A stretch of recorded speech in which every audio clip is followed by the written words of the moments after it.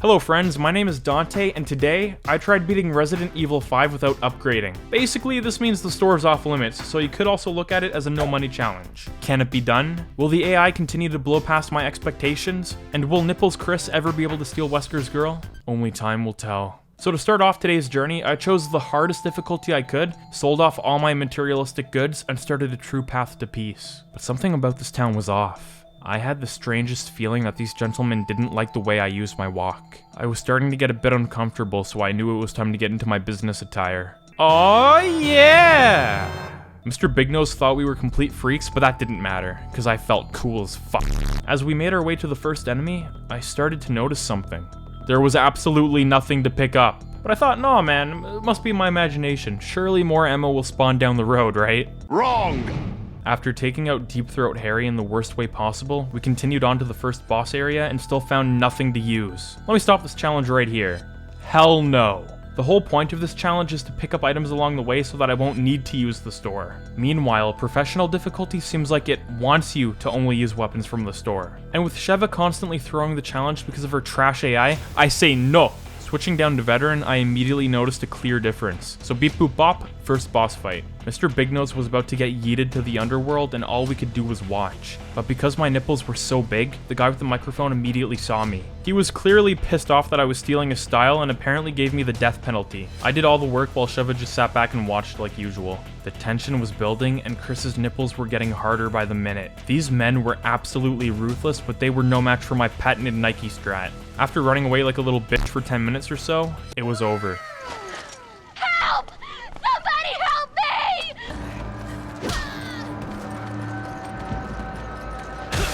I replenished my hair gel, picked up me gold doubloons, and here we came across a man just barely clinging to life. Even my nipples couldn't bring this man back from the grave. At least it was the last thing he saw before moving on. Luckily, the tentacle monster is easily taken care of without weapons. I will say, most enemies were taken out with a little shot to the forehead and a little punch to the throat. And if that wasn't enough, a straight-legged kick would finish them off. This saved on tons of ammo that we'd need down the line. But then, trouble. Mumbo Jumbo was competing in the same nipple competition I was, and the only thing to do was run. The moment we got that gate opened, I loaded the last checkpoint and the boys were completely gone. Yes!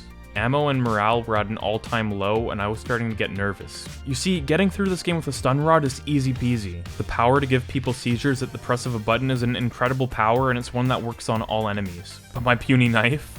Let's just say it might as well be a butter knife. And that's all well and good, but I'm not allowed to buy a stun rod, remember? If I run out of bullets, I run out of life. Clearly, these men couldn't be defeated with bullets, so instead I went for the food supply. Some would say destroying an African's food stash is a sin, but no price is too high for justice. Jesus Christ. Here was one of the hardest parts of the journey, sending Sheva over to fight the crazy psychos barehanded. Now I know what you're thinking. Dante, why not just give her a gun? Would you give a toddler a gun? No, I didn't think so. I trust an ape more than I trust her. But I started to notice a problem. You see, Sheva was kind of a badass. She had the IQ of a toilet paper roll, but that didn't take away from her bravery. Rather than going with the completely logical solution and opening the door for me to help her, Sheva decided she'd take on the gang all by herself with only a knife. Well, guess what? It didn't end very well. I was at a loss and I was about to delete my channel when I remembered something. You can bounce a grenade off the animal clinic sign for the throw Sheva to the other side portion and it'll blow up the lock, avoiding the entire dilemma. It's not the only way. You can throw a grand to Animal Health Sing on 2nd floor, and it will blow the lock. Funny stuff, great job, needs more gay. And so I threw my grenade at the sign and it worked. It's a year late, but you guys actually came in clutch. What a bunch of mad lads. And of course, I used my trusty new chainsaw guy strat to trap him in an endless loop of torment to save on some ammo. You know, at first I was a little skeptical about this challenge, but so far we're doing great. By the way, let me quickly tell you about today's sponsor, Honey. We all shop online, especially with the, going around. But geez Louise, things are always so expensive. That checkout is just taunting you. Got a coupon, huh? A promo code? No. Enjoy paying full price then. Those promo codes are always damn near impossible to find, aren't they? Well, what if there was a tool that could find those codes for you? What if this tool was completely free? What if this tool supported over 30,000 stores? Do I ever have a tool for you, baby? It's called Honey. I was actually shopping for a laptop with Honey, and holy Christ, it was $1,300. I mean, I have some money, but not that much, man. The Honey button dropped down, I clicked apply coupons, and a few seconds later, it came back to me and said it had saved me $50. It's pretty insane that a free browser extension was able to save me $50 literally 2 minutes after I installed it. Honey has found its over 17 million members, over $2 billion in savings, and is super easy to install. It just takes 2 clicks. Get Honey for free by going to joinhoney.com/Dante. That's joinhoney.com/Dante. Make sure you use my name so they know I sent you, and if you ever wanted to support me for free, this is the perfect way to do so. Thanks guys, and thank you to Honey for sponsoring today's video. So after defeating the chainsaw guy without breaking a sweat, I was feeling pretty confident. I could tell Sheva was attracted to my masculine physique and all the boys were jealous of my pecs. They must have been a little too jealous though, because they ganged up on us with motorcycles and almost sent us to the man upstairs before Josh had to step in. I'm not gonna lie, I felt a little out of place in this little squad, but I'm sure they were just jealous of how cool I looked. Now surprisingly, doggies were one of the most difficult enemies to beat. These guys were thick and absorbed the bullets like a sponge. They were harder than I was when I first saw Mumbo Jumbo. It took a lot of work and effort, but eventually we beat those wild animals back. Then I wasted some shots shooting at some birds because apparently I have the attention span of a 3-year-old and we entered the dark mines. Sheva may have sucked at fighting, horribly failed time and time again at avoiding damage, and lost all of my respect over the course of these Resident Evil 5 videos, but oh baby was she ever good at holding that light. Like usual, I just ran away from my problems instead of facing them like a man. But then, we faced off against Irving, and I was so glad to see we weren't the only costumed freaks around here. The bat was actually incredibly easy thanks to my trusty mines and bolt-action rifle. Sheva didn't ruin my life this time by picking up the mines, and I was very happy about that. So we milked all that succulent juice from the bat's teats, unloaded on the African Sons of Anarchy, and began our battle with El Thick Boy Sr. Luckily, we had plot armor, so we were fine. Those nipples are no match for me, boy. The Jungle Boys were mildly annoying, but nothing I wasn't used to. What did I do with the free rocket launcher, you might ask? Well, I immediately used it on the 2 big Jungle Boys.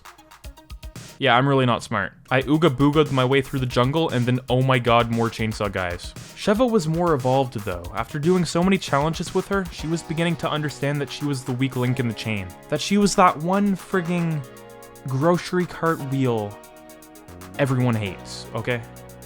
And she grew from that. Basically, I'm saying she didn't die, okay? Then we met Josh again. He asked me why I was wearing sunglasses indoors, and I happily told him to go suck Wesker's Operation Protect Josh at all costs. Unfortunately, Josh and Sheva shared the same AI, so this part had me stress at inconceivable levels. Anyway, we eventually somehow made it through. It was time to fight Octopus Man, otherwise known as this universe's Aquaman. It was go time. Yeah, so I positioned Shavini on the left Gatling gun, I manned the right one, and bing bang boom, Mr. Fish was defeated. Bye, Josh! What a guy. Now, I'd be lying if I said we were struggling. In fact, we were kind of drowning in ammo. Did that mean I was gonna start using it? Hell no! I was saving that trash for the spooky part near the end. We ran away from this universe's version of Batman. I looked up Sheva's skirt because I'm a perv, and we finally escaped that cursed temple. But oh no, now we had to fight lickers. And by fight, I mean always run away from them because these little rats were the ultimate bullet sink. Luckily, we were able to escape from the horde just in time, and that's when we came across this universe's version of Spider-Man. At first, I thought this fight would be frigging difficult as all hell. All my weapons were slow and janky, we were on veteran difficulty, and the baby oil rubbed all over my body before the mission reflected light like an ocean during a midsummer heat wave.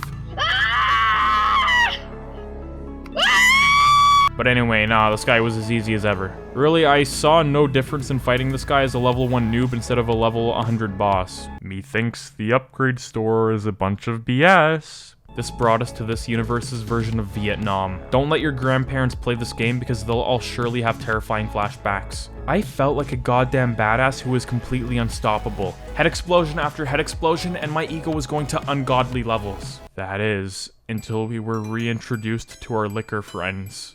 Oh no, no, no, stay away, thank God. Jesus Christ. He's behind you, run, he's behind you. Run.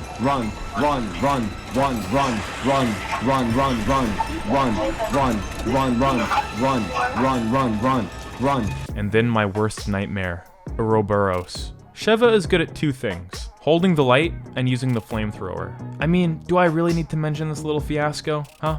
We have infinite flamethrower ammo, okay? Then we came across the last wave of liquors. All you gotta give me is the faith in Jesus Christ and 4 minds and I can get through anything. The power of friendship wins again! That is, until I came across a goddamn traitor. Jill, it's me, Chris. Yeah, I don't think she recognizes you, buddy. You looked a little bit different back then. Sheva and I tried our best to help Jill, but nothing seemed to be working. There was nothing I wanted more than to get my best friend back, but I was afraid that after this, it wouldn't be the same ever again. During this whole sequence, I had to treat Sheva like a dog because when she wasn't on a leash, she'd be getting herself killed. 9 out of every 10 deaths in this game happened to me because of dumb Sheva, and I'm not exaggerating. But I complain about her enough, so, I love you, Sheva. You're our only hope to survive this. Yes, the shirtless man-child in the ferry. Here was the part I was afraid of. The battle of the 2 BBGs and the bugs. Normally here I'd buy a rocket launcher and be on my way, but that won't cut it this time. No. What this was gonna take was some hard work, some dedication, and some blessings from God himself. The battle began. I started off with some machine gun action before switching over to the grenade launcher I picked up in the catacombs. These little buggies didn't like it, but oh boy was it ever a joy to use. And just like that, these pieces of garbage were taken out before the doors even opened. But that was the easy part. What comes next will shock you.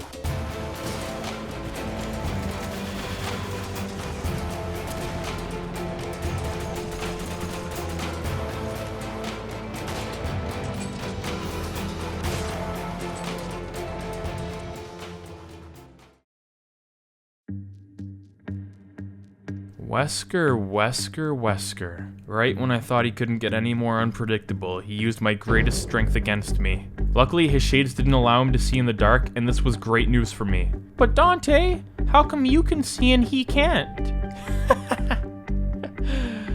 Oh, my disciple, have you not been listening, huh? What did I say during the Spider-Man fight? I said that I had rubbed baby oil on my muscles before coming here, yes? Baby oil, along with the precise angle of my massive pecs, creates a hypotenuse paradigm that aligns any light in the atmosphere with the corneas in my eyes. In other words, these sunglasses are just for show, and Wesker fell right into my plan. I knew Wesker couldn't resist the urge to copy my style. After all, it's me who taught him everything he knows when it comes to fashion. And because his ego somehow outweighs mine, I had a feeling he wouldn't remove his shades even when he was on the cusp of blindness. Your constant urge to compete with me was your eventual downfall, and I had you play right into my hands from the start. Well, it's been fun, Wesker, but one of us had to win in the end, and that just so happened to be me. And for the final fight, this was my inventory. You can guess how it went. So, can you beat Resident Evil 5 without upgrading? Yeah, just look at all the stuff I had for the volcano fight alone, man, holy moly. Subscribe to me right now and click that like button. And also click the little bell or else you'll miss my videos when I upload. Also, don't forget about Honey, guys. Again, it's a completely free way for you to support me. Just go to joinhoney.com/Dante. Thank you. Thanks for watching, and I'll see you. Thick boys! Oh, God. In my next video.